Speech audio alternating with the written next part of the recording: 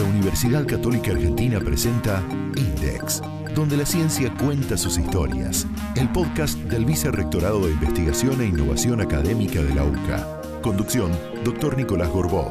Coordinación General, Dra. María Clara Zamora.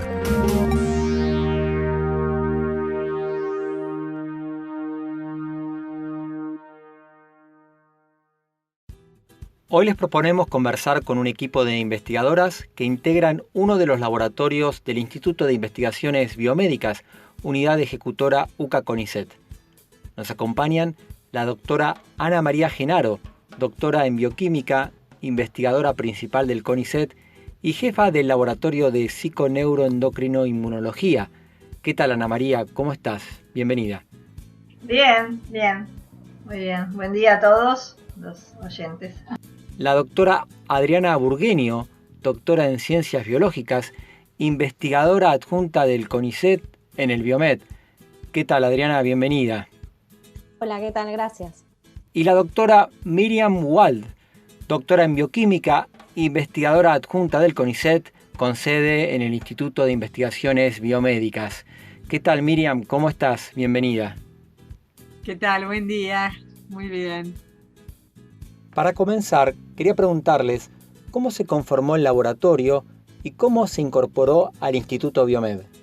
En realidad, Miriam, Graciela Cremaschi, la doctora Graciela Cremaschi, que es la actual vicedirectora del Biomed y directora del Laboratorio de Neuroinmuno y Oncología Molecular, Graciela, Miriam y yo formábamos parte, entramos a un grupo grande dirigido por los doctores Henry Borda y Leonor Stenin Borda para hacer nuestra tesis. En general uno ingresa al sistema una vez que se recibe a un grupo con la idea de poder doctorarse, hacer una tesis de doctorado.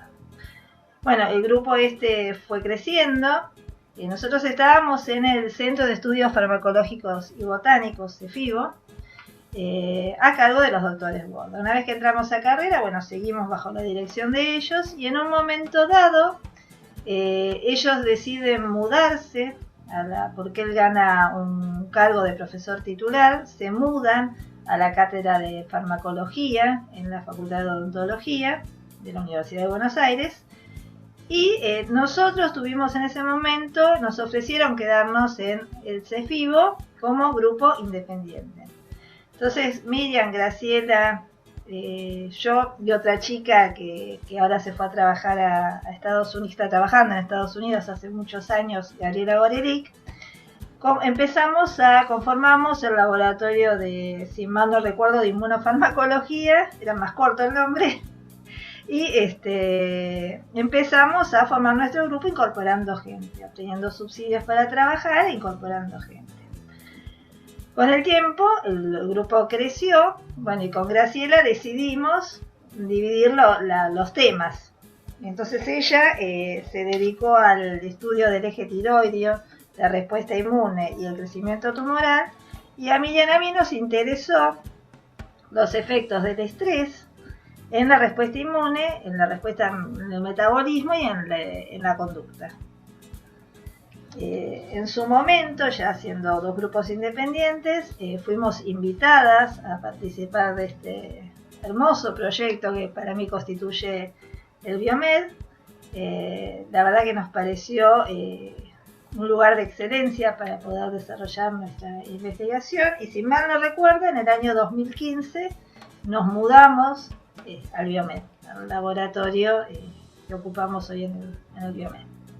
Soy yo como directora, Ana María Genaro, y como bien dijiste, investigadora principal del CONICET, Miriam Wald, que ya viene conmigo desde hace muchísimos años, una compañera de carrera fabulosa, que es investigadora también del CONICET, Adriana, que fue una gran adquisición, se incorporó después, pero es una persona muy trabajadora, muy dinámica, muy pila, como digo yo. También se incorporó al grupo.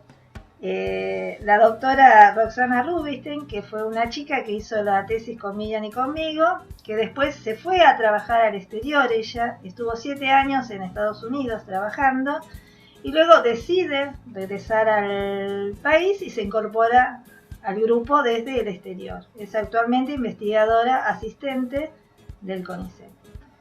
Y la otra investigadora que tenemos es la doctora Pagano, que ya estaba con el doctor Cardinali. Cuando se jubila el doctor Cardinali, dada la afinidad temática, ingresa a nuestro grupo.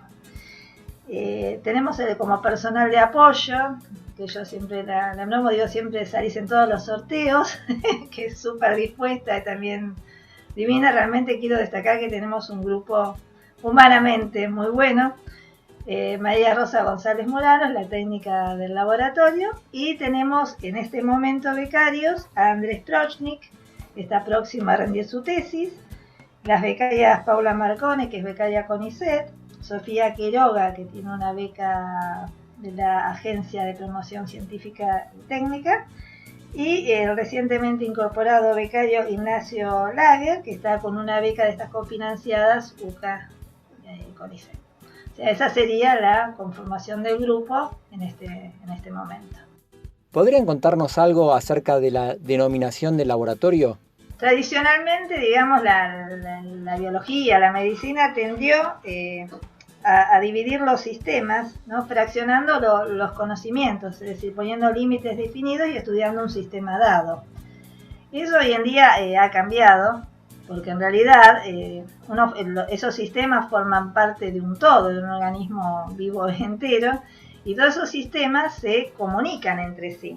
Es decir, hoy en día se considera el sistema nervioso, el sistema endocrino y el sistema inmune como un sistema integrado de respuesta. ¿Esto qué quiere decir? Que un estímulo que afecte a alguno de los sistemas, una vacuna, supongamos, una inoculación de un patógeno, sí, va a dar una respuesta inmunológica, pero también va a dar una respuesta a nivel conductual, a nivel del sistema nervioso y a nivel del sistema endocrino. Es decir, que estos sistemas se comunican entre sí. Por eso hablamos de un sistema integrado de respuesta.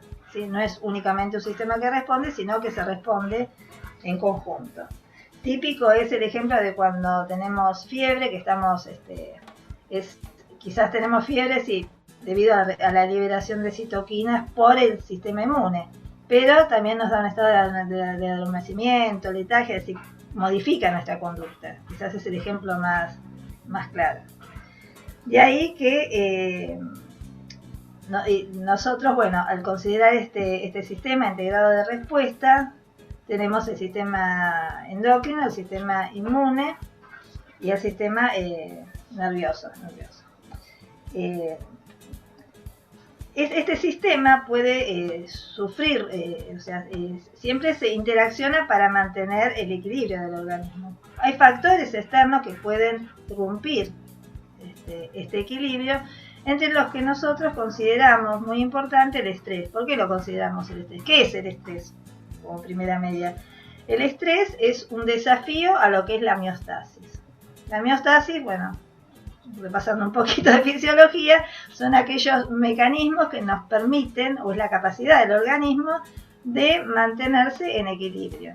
Hay parámetros como el pH sanguíneo, la tensión de oxígeno, la temperatura corporal, que tienen que mantenerse en rangos estrechos porque si no, no son compatibles con la vida. Entonces, el estrés cuando sucede el estrés, desata una serie de respuestas, ¿sí?, que sustentan o hacen que esa homeostasis no se vea dañada, porque si no, no sería compatible con la vida. A estos mecanismos que se ponen en juego en la respuesta del estrés se los llama alostasis. Es decir, conseguimos la estabilidad a través del cambio de otros sistemas. O sea, en una respuesta de estrés hay una activación del eje hipotálamo pituitario adrenal, donde se liberan, todo el mundo sabe, corticoides y catecolaminas.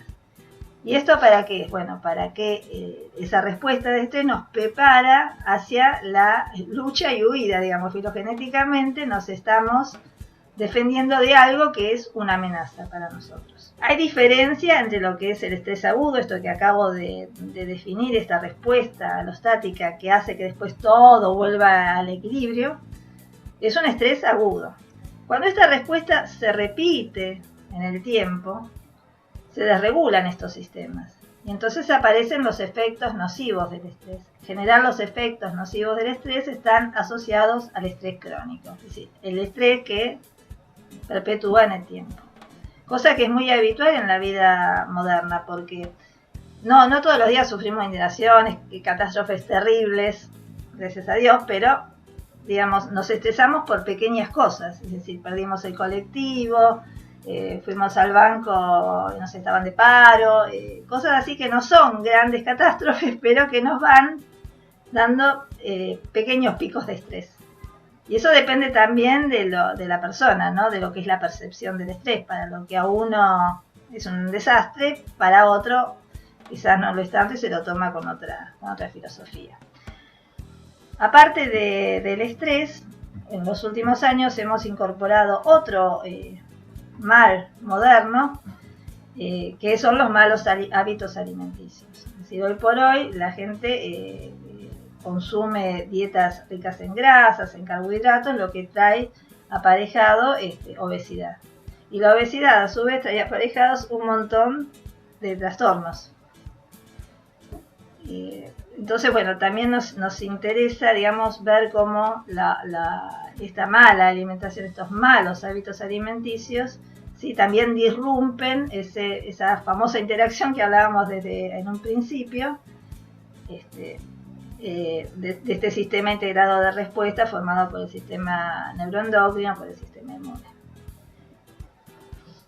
No lo introdujimos en el título del laboratorio porque ya no nos entraba, ya demasiado largo, pero bueno, es uno de los objetivos del laboratorio. O sea que, resumiendo un poco todo esto, y espero no haberlos mareado, el objetivo macro de nuestro laboratorio es estudiar la interacción entre estos tres sistemas y ver cómo esa interacción se disrumpe o se interrumpe en situaciones dadas por el estrés o por malos hábitos alimentarios que después conducen a determinadas patologías que se manifiestan en cualquiera de los sistemas que hemos mencionado. Ese sería nuestro objetivo: estudiar los mecanismos que intervienen, tratar de buscar también de alguna manera marcadores periféricos, o sea, en sangre, ¿no? que nos permitieran ver con anterioridad la susceptibilidad de esa persona para determinadas patologías, para poder prevenirlas.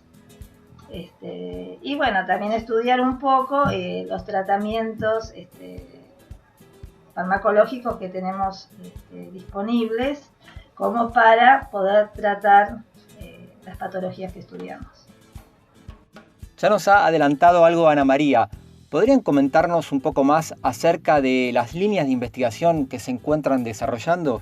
Nosotros nos focalizamos en la obesidad, o sea, el sobrepeso y la obesidad, que es una patología que, bueno, está aumentando en los últimos tiempos y sigue en continuo crecimiento a nivel mundial. Entonces, ¿cuáles son las causas de la obesidad? En general, bueno, se relacionan con factores ambientales, porque las genéticas más o menos se mantienen y hay factores ambientales que estarían regulando esta causa.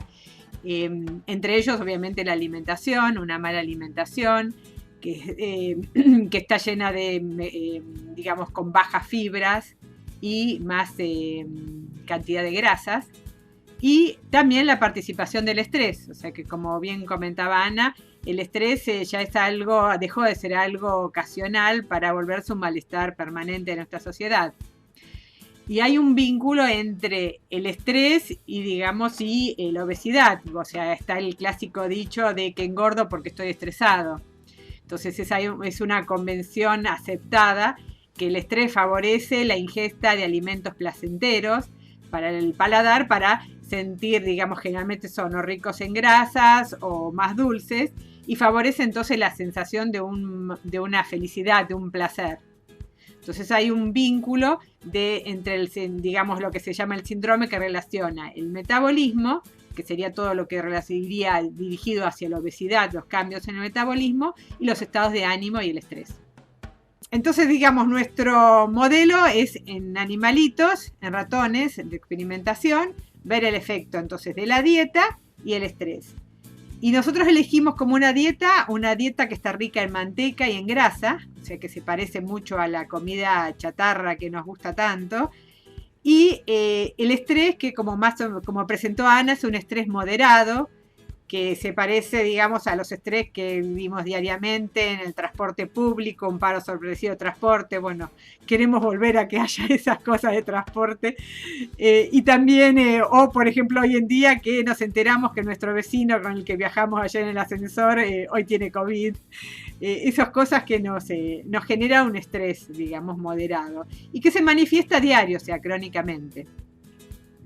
Entonces, en ellos estudiamos un poco, como comentaba Ana, interaccionamos 3 áreas de investigación.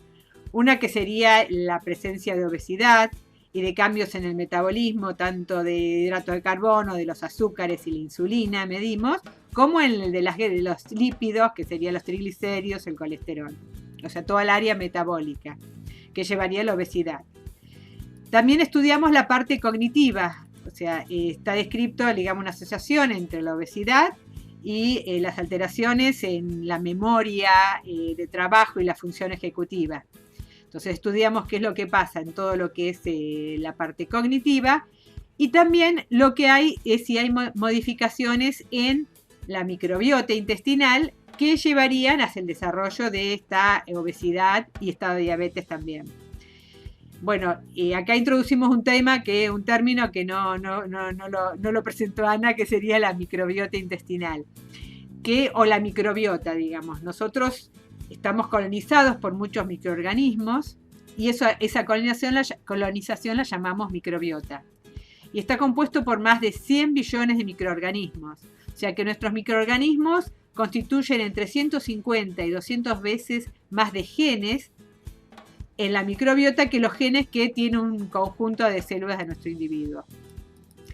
Estas bacterias que tenemos están en la piel, en nuestras mucosas y en mayor cantidad, la mayor población de microorganismos en nuestro intestino. Entonces se plantea que hay un diálogo entre estas bacterias y nuestro intestino, que está en nuestro intestino y nuestro organismo global. Y esto mantiene una armonía en todos los individuos, que contribuye a la regulación, digamos, del equilibrio, digamos, de la homeostasis que llamamos de energía en el individuo. Entonces se plantea que cambios en las bacterias que están presentes en el intestino podría participar en el desarrollo de distintas patologías, y entre ellas el sobrepeso y la obesidad y la diabetes.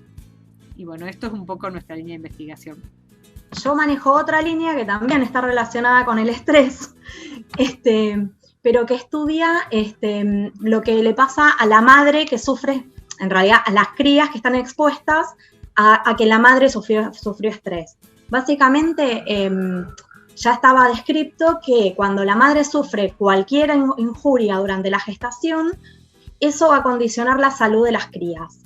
Entonces, y se sabe que en parte esto se debe a alteraciones epigenéticas, que son modificaciones que se dan en el genoma, pero que no son hereditarias y en general se deben a la exposición a distintos factores ambientales durante el desarrollo.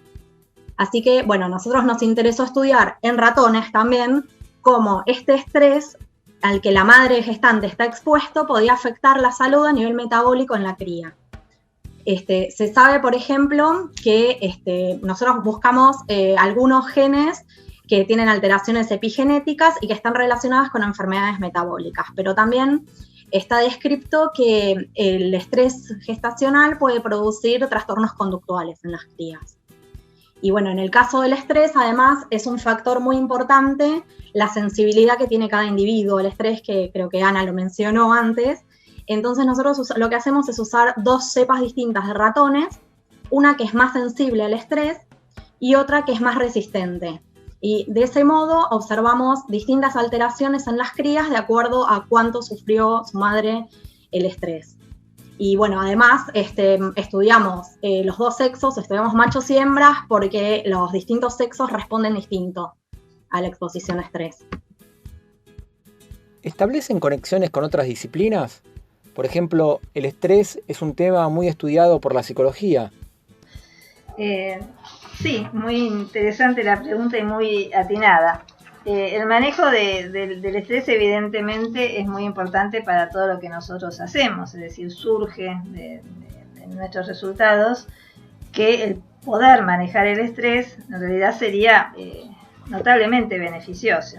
Lo que pasa es que nosotros trabajamos en modelos experimentales con animales, digamos, nosotros, digamos, no podemos psicoanalizar a los ratones, pero sí, los resultados que obtenemos y lo que demostramos, me parece que es una base muy importante como para sugerir el tratamiento del estrés como terapia coadyuvante de las patologías que estudiamos. Hace unos años atrás hay muchas enfermedades, yo diría que muchas patologías empeoran con el estrés, prácticamente todas, pero bueno, las enfermedades tipo el asma, el EPOC, la enfermedad de Crohn, la fibromialgia, son patologías que han estado muy relacionadas con el estrés. O sea, el asma, por ejemplo, hay exacerbaciones, ataques de asma después de una situación de estrés. Lo mismo con la fibromialgia, son enfermedades que están muy relacionadas con el estrés. Y hace unos años, con médicos de la Facultad de Medicina, hicimos un estudio en base a encuestas. Se encuestaron pacientes con fibromialgia y individuos controles, de la misma edad, del mismo sexo. Y bueno, llegamos a la conclusión que los datos demostraron que las pacientes con fibromialgia tienen un grado de estrés percibido mucho mayor que lo que tienen los individuos que no tienen esta patología. Y además tienen importantes alteraciones en el sueño.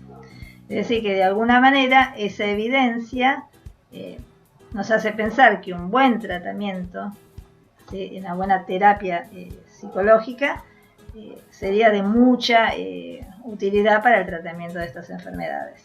De la misma, y yo hablé de estrés percibido porque es esto, ¿no? Lo que mencionamos varias veces, ¿qué es lo que para una persona significa el estrés? El estrés puede ser algo concreto, una amenaza externa, o puedo yo estar estresada porque me anticipo a una situación que va a venir, o porque, no sé, tengo al día siguiente un examen o por lo que sea. Entonces quizás no hay una situación concreta, la situación concreta está, digamos, no es algo físico, como decirlo, un estímulo físico, sino que es algo interno mío.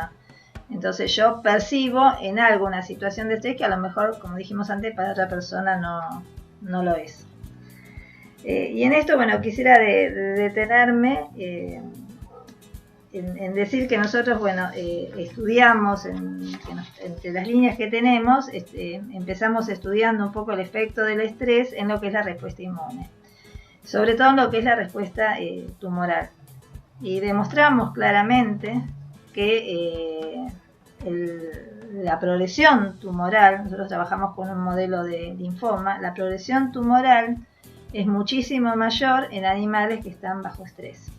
Y si uno trata ese estrés, hay drogas para tratar los trastornos relacionados al estrés, entre ellos la más usada es la fluoxetina, el famoso Prozac, no quiero hacer propaganda, de la película de Woody Allen. Justamente es una droga que se usa para tratar muchos trastornos relacionados al estrés, como la bulimia, la ansiedad,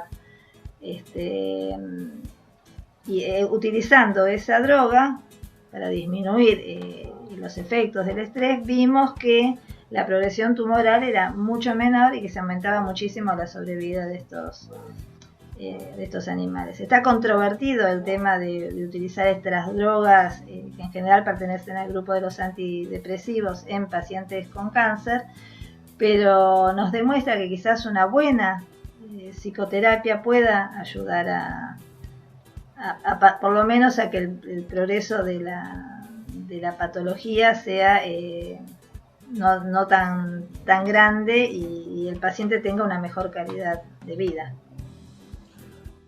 ¿Cuáles consideran que son los principales logros del laboratorio?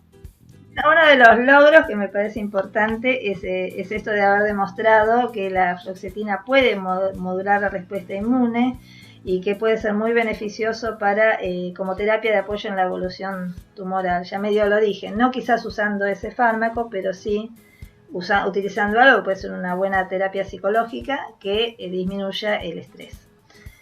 Por otra parte, bueno, en esto que yo mencioné al principio de buscar moléculas, lo que llamamos marcadores periféricos, moléculas en sangre que estén o me puedan permitir de alguna manera prever la aparición de una determinada patología. En este sentido, nosotros vimos que el desbalance de citoquinas, las citoquinas son moléculas propias del sistema inmune, son proteínas propias que sirven como de mensajeros dentro del sistema inmune. El desbalance de citoquinas está asociado a un déficit cognitivo. Y esto dio lugar, yo no la mencioné, a la doctora María Laura Palumbo, que fue una investigadora que se formó con nosotros y que sigue siendo colaboradora externa del laboratorio. En virtud de esto, ella armó con otra gente un proyecto muy grande que lo financia la provincia, en donde se estudia en pacientes, pacientes con trastornos cognitivos, cómo está ese desbalance de citoquinas, con la idea a futuro, esos pacientes se van a seguir por muchos años, si hay una correlación entre ese desbalance de citoquinas y la aparición de Alzheimer. ¿Sí? Ustedes saben que los trastornos cognitivos leves los tenemos todos, creo yo, a determinada edad, pero bueno, quienes evolucionan, no todos, por suerte, evolucionan hacia un Alzheimer. Entonces, si uno pudiera detectar de alguna manera que esa persona puede llegar a evolucionar a Alzheimer, siempre el tratar las cosas de manera temprana trae mucho más beneficios, mucho más eficiente. Por ahí, comentando lo que planteaba Ana, digamos, nosotros trabajamos con modelos experimentales, o sea, trabajamos en el laboratorio con ratoncitos, ¿no? En general nuestro modelo. Y nuestro objetivo, digamos, es que esto se pueda trasladar a los pacientes, o sea, nosotros estudiamos qué es lo que pasa y nuestro objetivo es que esto tenga una aplicabilidad clínica. Esto que se llama medicina traslacional, o sea, trasladar la investigación básica a la clínica. Entonces, bueno, nuestros trabajos en general, los logros que decimos es, bueno, la posibilidad de lo que hallamos, el mecanismo que entendimos, a ver qué nos sirve para el tratamiento o la prevención de los pacientes. Entonces, bueno, un poco Ana ya planteó, digamos, el trabajo que se está realizando en pacientes, lo que se va a realizar.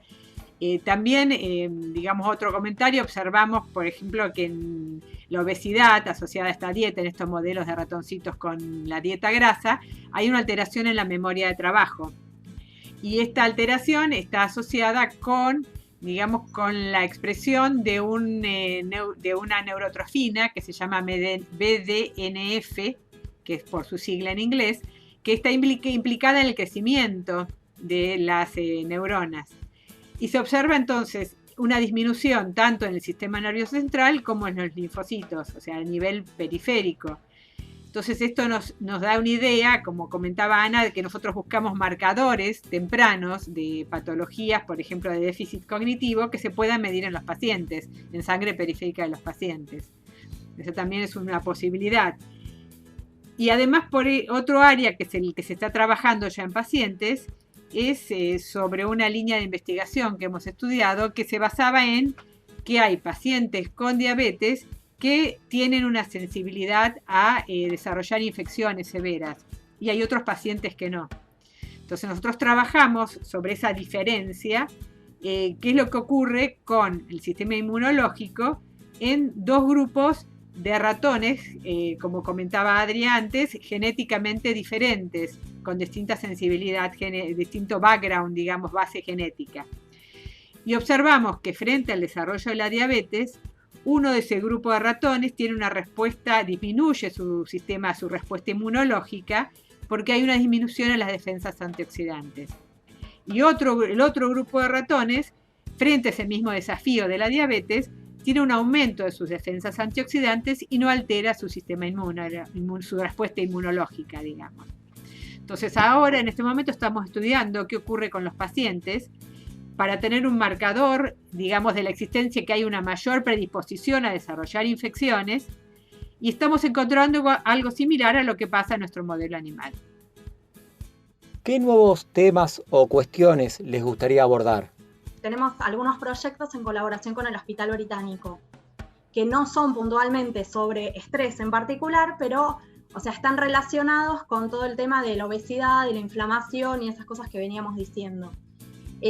Los 3 proyectos que tenemos son, por ejemplo, uno que se vio muy afectado justamente por la pandemia, es estudiar el nivel de ácidos grasos circulantes en las madres gestantes y ver si eso tiene relación con el peso al nacer de los hijos. Porque, por ejemplo, en la diabetes gestacional, que creo que es la enfermedad más popular dentro de esas, se ha observado que los hijos de las madres que sufrieron diabetes nacen con alto peso al nacer, que además que se llama macrosomía en realidad.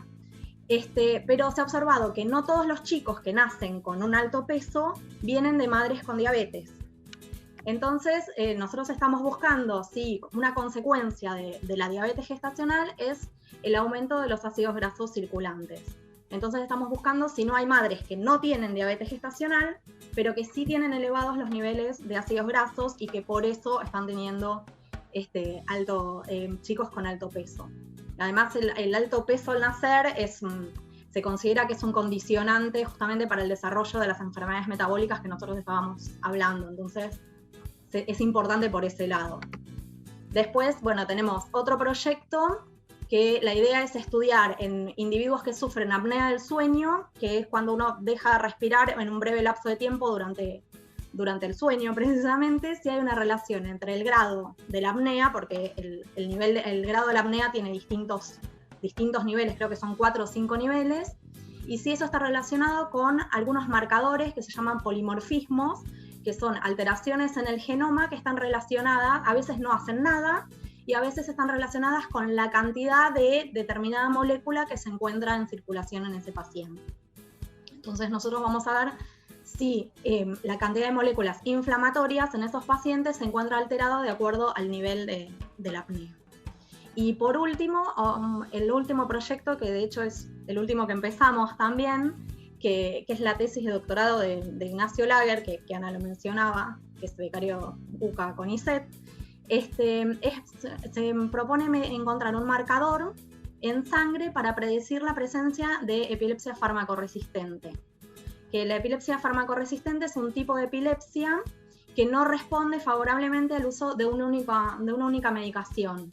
Pero para llevar a decir que la persona es farmacoresistente, la persona tiene que estar varios años en tratamiento con distintas drogas que no le terminan haciendo efecto, y después lo que se hace es combinar la medicación y la gente termina tomando 4 o 5 drogas para poder manejar la epilepsia. Entonces, nuestra idea es encontrar unas moléculas muy pequeñas que se llaman microRNAs, que son moléculas pequeñas que se pueden encontrar en circulación y en distintos tejidos, y la idea es ver si algunos de estos microRNA que ya están descritos, que están relacionados con la epilepsia, sí pueden servir como para predecir que va a haber resistencia a los fármacos. Y de este modo, hipotéticamente, esperamos, ahorraría muchos años de la gente tomando distintos tipos de medicaciones y no teniendo una respuesta favorable, y mejoraría mucho la calidad de vida, desde luego, de los pacientes. A propósito del estrés, no podemos dejar de mencionar que el mundo entero hace 1 año y medio está viviendo una situación de intenso estrés a partir de la pandemia. Yo les quería preguntar, ¿cómo es investigar en un contexto de pandemia?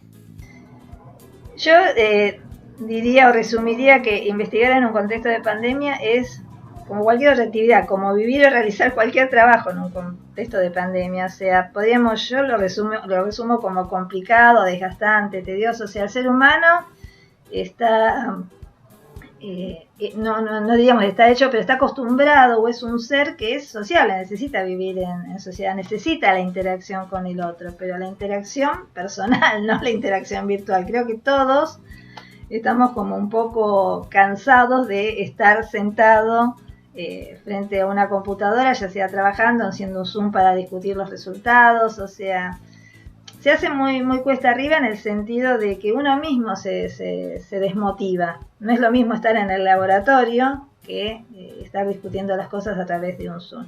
En el caso particular nuestro, nosotros hacemos experimentos con animales, o sea, la realidad es que no podemos hacerlo en otro lugar fuera del laboratorio. Al principio de la pandemia, el año pasado, se prohibieron todas las actividades que no fueran esenciales. El CONICET lo único que permitió mantener que fueron aquellas personas que se necesitaba aquellos institutos que al trabajar con modelos experimentales necesitaran mantener la colonia de ratones. Nosotros tenemos ratones especiales, transgénicos, que han venido del exterior, que se ha hecho la cría acá, entonces no es tan sencillo dejar todo y que se muera todo eso porque es una pérdida impresionante. Entonces tenemos líneas celulares, tenemos un montón de cosas que necesitan mantenimiento, pero en sí los becarios perdieron el año de trabajo prácticamente porque no pudieron desarrollar sus experimentos. Aprovecharon a hacer cursos de capacitación, a ver resultados que tenían,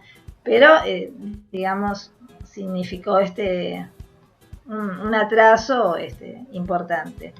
Sin embargo, quiero rescatar algo bueno, ¿no? Yo digo, toda situación tiene algo bueno y algo, siempre te deja alguna enseñanza, ¿no? Y yo creo que acá dejó una enseñanza que se evidenció lo importante que es tener gente formada en disciplinas básicas, ¿no? Siempre estuvo la discusión si la investigación puede ser básica, estudiando mecanismos, técnicas y cosas, o tiene que ser necesariamente aplicada. Yo creo que la investigación tiene que tender a resolver problemas que atañen a la sociedad. Pero tampoco hay que dejar de lado lo que es investigación básica. De hecho, con esta pandemia se demostró que teníamos gente capaz de poner a punto test de diagnóstico, hacer barbijos, respiradores, bueno, y se me escapan un montón de cosas. Ahora mismo estamos preparados para hacer vacunas. Entonces me parece importante, que ha quedado en evidencia, que el mantener un sistema científico no es una inversión y no un gasto que resulta inútil. Lo quiero recalcar porque me parece que esta pandemia de alguna manera dejó en evidencia eso, y eso es importante. INDEX, donde la ciencia cuenta sus historias. El podcast del Vicerrectorado de Investigación e Innovación Académica de la UCA.